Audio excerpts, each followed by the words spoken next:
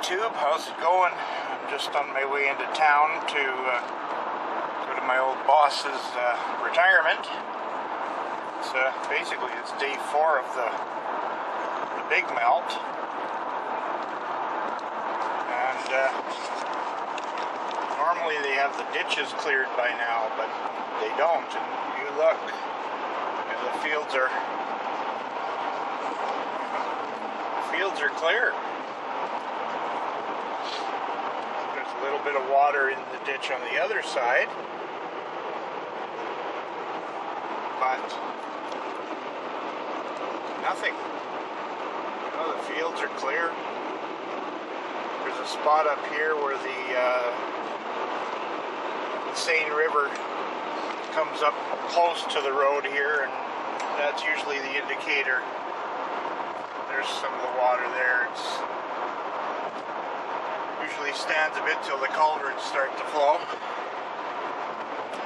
But there's a spot up here that I use as an indicator of how the flooding's going. Guy has an old machine shed or outhouse or something at the back of his lot. And I use it like a water gauge. If the water gets up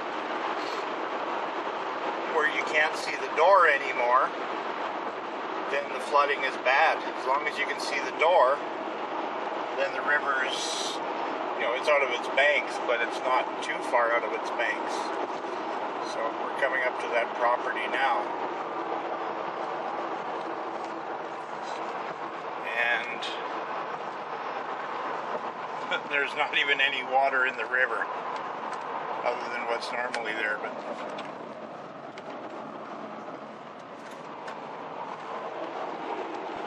I actually only lived about 6 kilometers from where my boss lives. Or I live, he lives kind of in the same town, but this is kind of like a little division of acreage lots. I think they're 5 or 8 acre lots. You can actually see the middle of Winnipeg from here because we're so flat. Portage in Main is the main intersection.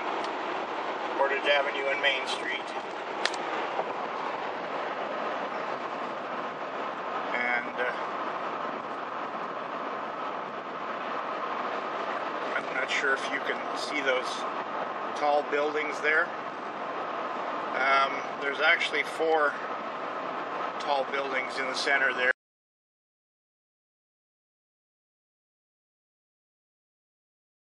And I worked in one of those 4. Right at the corner of Portage and Main.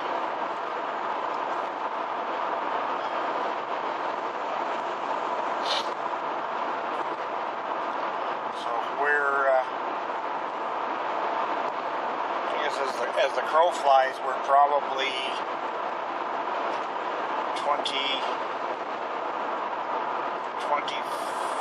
25 kilometers away. It's about 32 kilometers driving that far because of the odd road here and there. There's actually only about the last 2 kilometers that I'm driving city speeds, 100 kilometers, 90 kilometers to the main number 1 highway, and then number 1 highway in is 100 kilometers an hour.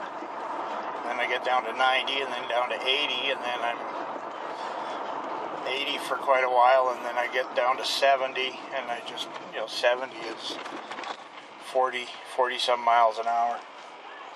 And then it's just the last couple of blocks I get down to 50 or 60. Or the last couple kilometers, I mean. So, it took me half an hour even in rush hour. 35 minutes if traffic was real heavy. So, living out of town, a lot of people don't want the commute, but 30-minute drive to get to work is not unheard of when you live in a city or town. So 30-minute drive, and part of it's country, and weather-wise, there were only about 3 days that I could not get into work.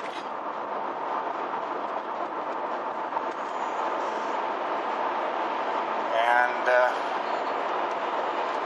it was because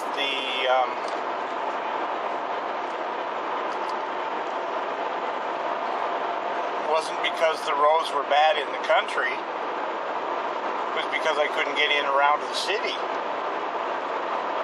know, I could get out of our town. Our town is cleared very quickly in the winter. The highways are kept clean. Very rare occasions they'll close a highway for a few hours if the visibility is just too bad. But it seldom happens on this side of the east side of Winnipeg. And I could get into the city, but navigating the city streets was bad either. You know, the traffic was dead standstills because people were stuck or sliding and slipping and accidents and that, and I couldn't get around in the city. So people that don't like living in the country, that say, well, they don't want to drive, you know, yeah, you get bad weather, you get fog and you get snow, but you slow down. You know, it's not, visibility is not good enough. You know, the posted speed limits aren't meant to be, they're not a cast in stone where you have to do that speed. Posted speed limits are intended to be ideal speed limits under perfect conditions. So if the conditions are any less than perfect, then they're not expecting you to do that speed, and you slow down accordingly. It's called it's called having a brain.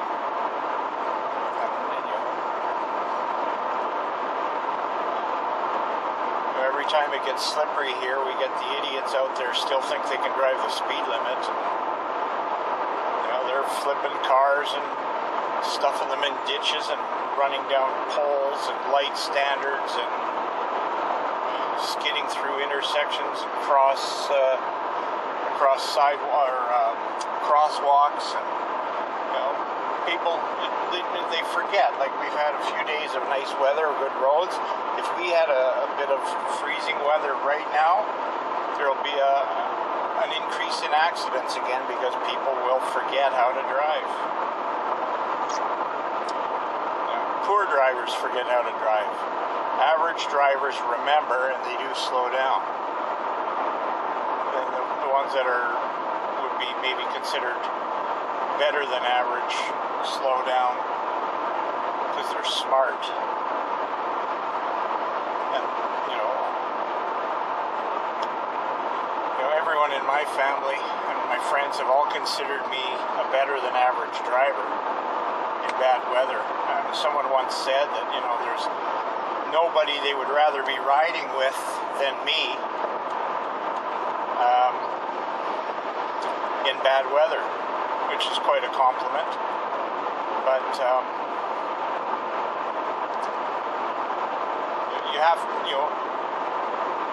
you have to drive according to everything. Road conditions, the conditions of the vehicles around you, the way they're driving. You actually have to think like you're driving their car. You have to understand that they're going to do things that are not exactly the smartest things to do.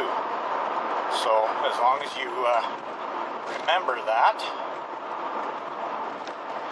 Oh, someone's racing sleds in a trailer there, traveling somewhere. So as long as you drive accordingly, you don't screw up.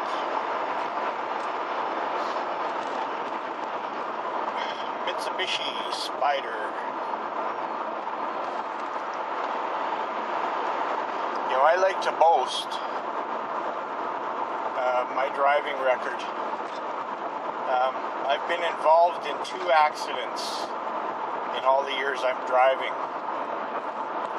and neither one I was at fault for. My first one was a lady changed lanes when she was beside me, and I was driving my 4x4, and it had a big brush guard on the front. It looked like the one on the Dukes of Hazzard, General Lee there, but it was a lot more heavy duty. It was 1/4-inch plate and 1/4-inch thick tubing. Like I could push trees over with it literally and not damage it, because it was made by a friend of mine's dad who was a welder. And it was made specifically for my Jimmy. And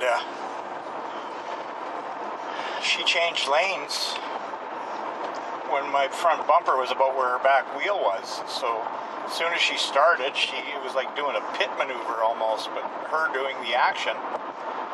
She went sideways, and it was a little Chevy Chevette. So I pushed her down the road sideways and popped the tires off the beads and blew the windows out of the car. Blew the driver's side windows out, because that's the side that she was going from the right to left. No damage on my truck, and hers was a write-off.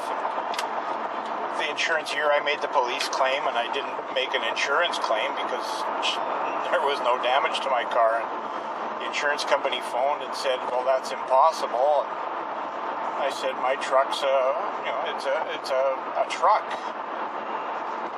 And they still couldn't believe it, so I actually did have to drive in. And the guy took one look at the vehicle and the brush guard on the front, or the push bumper, and said, "Well, I can see why there was no damage to your truck." I said, "Well, if anything, there was maybe some black trim clad knocked off of it, so I can grab the spray bomb."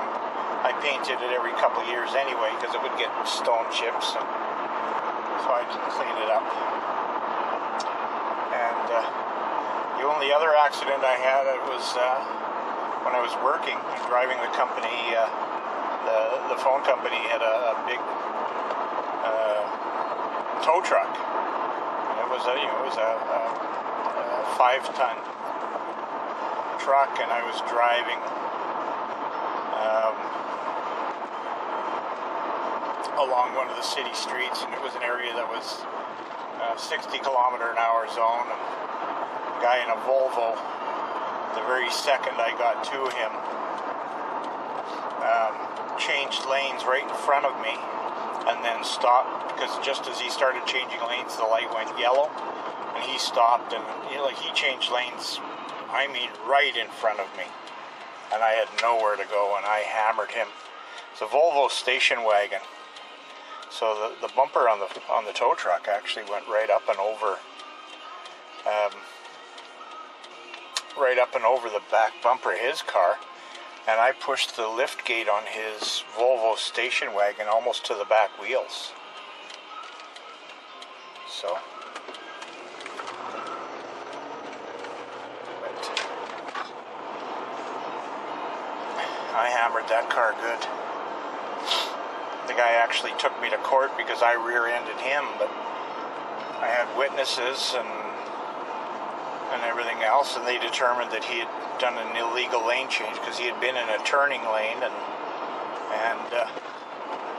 he changed lanes. And once you're in the turning lane, you're a solid line, so you can't change lanes in an intersection or just before an intersection here. And so that's